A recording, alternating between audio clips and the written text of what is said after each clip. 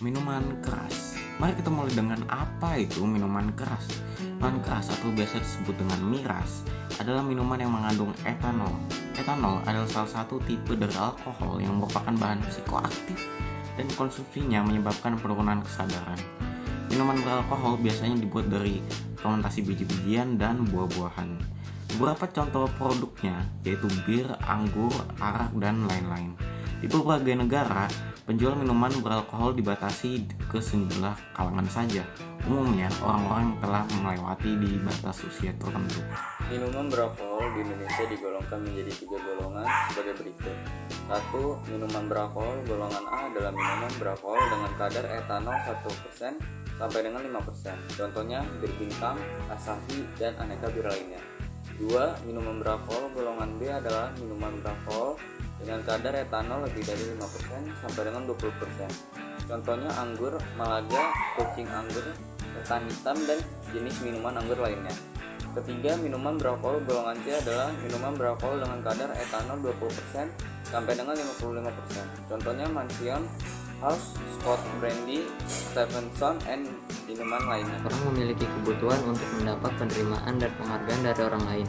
Semakin kebutuhan ini tidak dipenuhi, maka semakin kuat keinginan individu tersebut memuaskan kebutuhan ini dengan cara apapun. Biasanya orang-orang menyalahgunakan miras hanya untuk bergaya atau sekedar mencoba yang lama-kelamaan akan menjadi kecanduan. Dan ketika mereka meminum minuman keras, mereka akan merasakan sensasi kepuasan bagi tubuh mereka.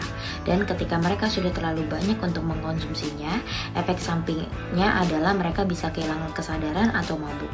Penggunaan minuman beralkohol ini diyakini remaja memiliki nilai sosial yang tinggi. Sehingga dengan menggunakan minuman beralkohol tersebut dapat membuat remaja memiliki penerimaan dan penilaian yang tinggi dari teman-temannya, sehingga menganggap tindakan penggunaan alkohol menjadi jalan keluar bagi persoalan remaja. Inilah kesalahpahaman remaja dalam menggunakan alkohol dan membuat populasi seorang pecandu minuman keras selalu meningkat setiap tahunnya. Banyak faktor yang dapat memengaruhi seseorang yang mengalami kecanduan terhadap minuman keras. Yang pertama adalah faktor psikologis, terjadi seperti stres, depresi, dan kesulitan untuk beradaptasi.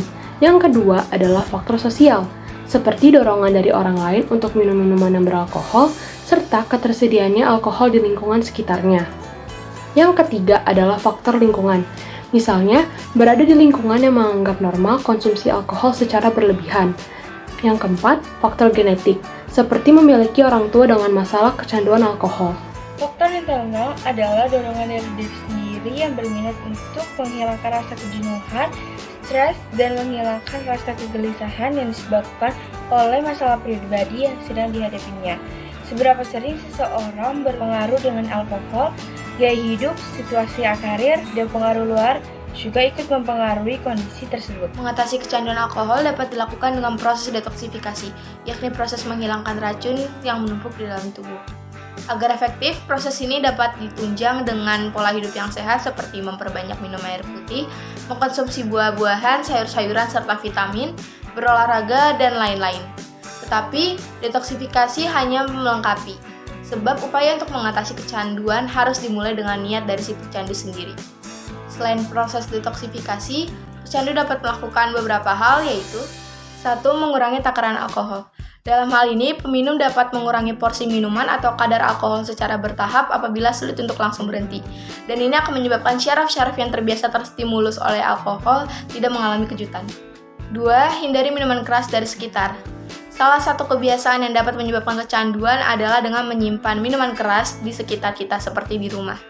Jadi, jauhkan minuman beralkohol dari rumah dan sekitar kita, kecuali jika minuman itu segera disajikan pada kesempatan sosial. 3. Hindari miras saat sedang mengalami perasaan negatif. Usahakan tidak minum alkohol saat sedang merasa bosan, kesepian, sedih, tertekan, dan emosi negatif lainnya yang dapat menimbulkan kecanduan alkohol karena sifat yang depresan justru akan membuat perasaan peminum menjadi lebih buruk lagi. 4. Mengurangi kunjungan ke bar dan melakukan hal positif tanpa melibatkan minuman keras. Pecandu harus menghindari pergi ke bar jika sedang mengurangi minum dan mulailah melakukan hal positif tanpa melibatkan minuman keras seperti berjalan kaki atau bersepeda, menonton film, konser musik, pertunjukan seni, dan lain-lain. Intinya, pilihlah acara atau tempat yang tidak menyediakan minuman keras. Selain itu, peminum juga dapat menghindari minuman keras dengan bergaul dengan orang-orang yang tidak minum minuman keras, menyusun rencana dan catatan berapa banyak alkohol yang diminum, dan terus memantau kemajuannya.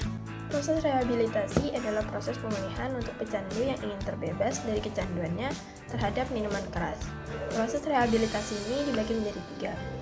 Yang pertama, rehabilitasi holistik, merupakan proses pemulihan dengan menggabungkan 50% spiritual, 20% mental, 20% emosional, dan 10% fisik. Dengan demikian, korban penyalahgunaan bukan hanya pulih dari segi fisik dan psikis saja, tapi juga dari segi kekuatan mental dan spiritualnya. 2. Rehabilitasi medis atau detoksifikasi. Tahapan menghilangkan efek sekutu zat atau sakau secara berangsur-angsur, pecandu akan diarahkan untuk menghentikan konsumsi alkohol secara bertahap. Namun ada juga beberapa kondisi di mana mengharuskan seseorang harus memutuskan penggunaan dengan total dan langsung. Dalam proses ini ada 2 cara, yaitu proses pemutusan zat sekaligus dengan proses resiko sakau dan penggantian dengan zat lain berefek sama tapi tidak menimbulkan kecanduan. Yang ketiga, rehabilitasi sosial, merupakan program pemulihan yang prosesnya melibatkan orang lain, misalnya keluarga, sahabat, atau teman baru. Dengan adanya program ini, harapannya kondisi psikologis korban penyalahgunaan bisa lebih cepat pulih. Selain itu, program rehabilitasi sosial juga bertujuan mengembalikan kebiasaan-kebiasaan lama korban yang sebelum addiction dan membuatnya siap kembali ke masyarakat. Minuman keras pada umumnya mengandung etanol yang berasal dari fermentasi biji-bijian atau buah-buahan. Penjualan minuman alkohol itu sangat dibatasi dan memiliki minimum usia, dan setiap negara memiliki minimum usia yang berbeda-beda. Intensitas seseorang bersinggungan kepada alkohol banyak sekali faktornya seperti gaya hidup, karir, atau lingkungan. Mengatasi kecanduan minuman beralkohol dapat dilakukan dengan proses detoksifikasi, menghindari minuman beralkohol, melakukan hal positif, dan menjalin pola hidup sehat.